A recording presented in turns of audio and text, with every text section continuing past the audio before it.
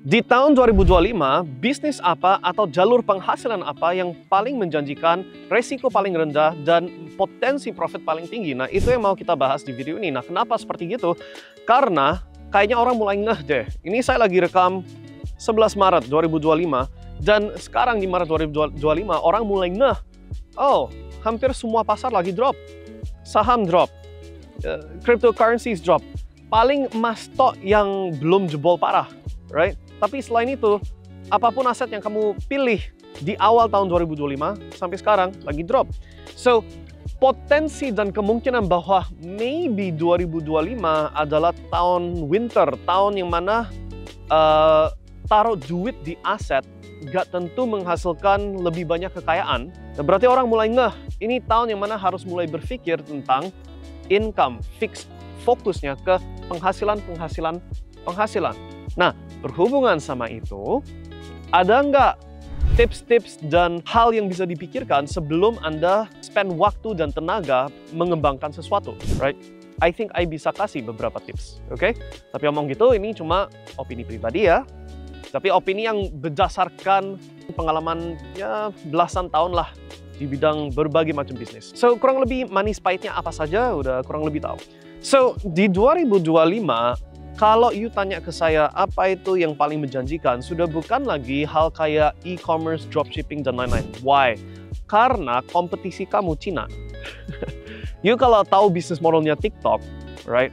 TikTok itu bisnis modelnya, lihat siapa itu di misalkan Amerika atau Australia yang melakukan sesuatu yang jadi hot atau hits di pasar sana, right? Di pasar bule, terus di cloning sama supply-supply Cina. Strateginya, marketingnya, dan lain-lain, tapi Cina bisa produksi dengan cost yang jauh lebih murah daripada manapun seluruh dunia. So, itu sainganmu kalau di dunia e-commerce, dropshipping, dan sebagainya. It's not really strategi yang gampang saingan di 2025.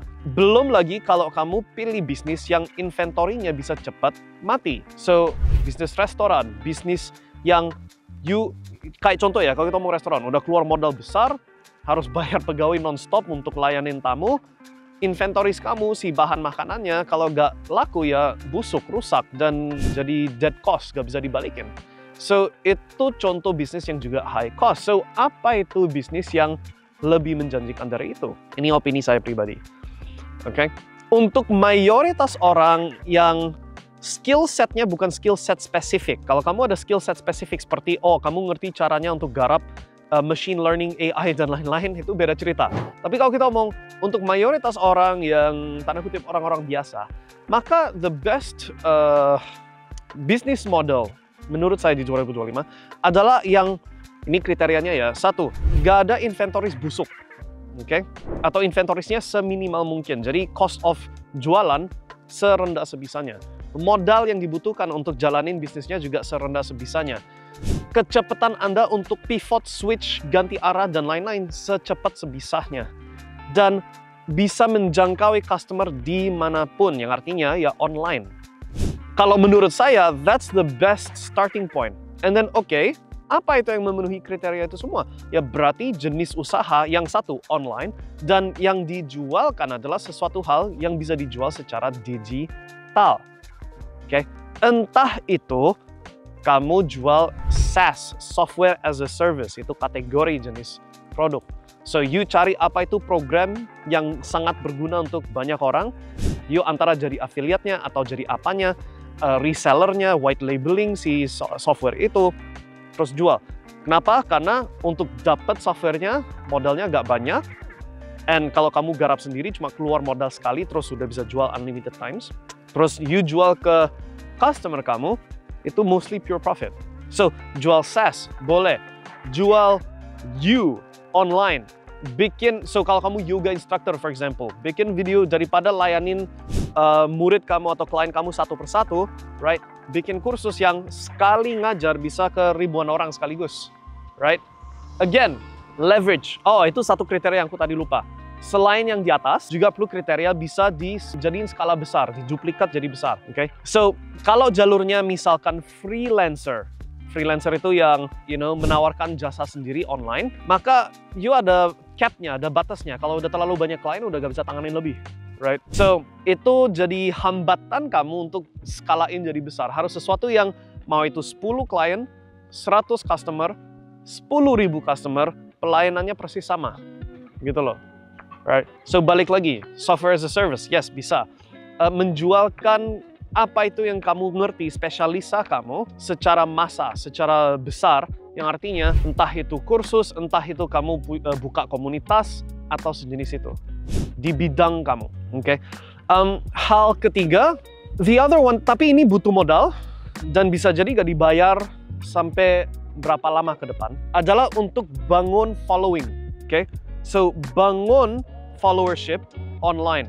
So, effectively jadi influencer. Right? Kenapa? Karena dengan you ada attention dari banyak orang, maka itu buka pintu ke banyak jalur lain. Entah itu kamu mau bikin live event, bisa. Entah mau sponsorship deal, mau partnership sama bisnis lain untuk audience kamu, bisa. Dan lain-lain. Tapi ini semua sesuatu hal yang you perlu bangun itu, gak dibayar sampai belakangan, tapi belakangannya besar. Kalau you tanya ke saya, what's the best option untuk Anda sekarang ke depan, posisinya belum punya usaha, pengen punya usaha, pengen penghasilannya dinaikin, maka itu kriterianya dan kemungkinan besar it's online. Nah, untuk Anda yang sudah punya bisnis, maka ya ini terlalu lebar sih kalau kita omong di dalam satu video, yang mana macam-macam orang beda jenis usaha. Jawabannya nggak mungkin konsisten sama untuk semua orang lah. But yang I cukup yakin semua usaha harus mulai berpikir adalah gimana caranya I bisa convert bisnis saya yang mungkin sekarang ini offline, berubah jadi online, ada personality dan brand online, dan followership, audience yang semuanya terkumpul online. Okay? That's probably the best choice. Okay?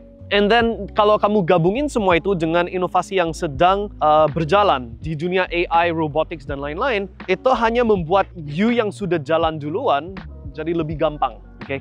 Karena hal yang dulu butuh tim besar, butuh banyak programmer, editor, admin, dan lain-lain, dengan AI makin kuat, lama-lama setiap sektor kerjaan ini, editing, programming, CS, dan lain-lain, mulai bisa disubsidi, dibantu sama si AI gitu. Oke? So, that's my take. Itu opini saya pribadi tentang ini 2025, you mau ke mode penghasilan, larinya ke arah situ. Oke? And soal apakah ini sesuatu hal yang bisa kita mendalamin lagi? I think it is. So, kalau you mau kita mendalamin topik ini atau memberikan bimbingan lebih intensif tentang ini, komen aja di komen dan kita akan buatin ya. Oke? Sukses selalu, and semoga itu memberikan Anda inspirasi apa yang harus dilakukan sekarang di 2025. Sukses ya, bye.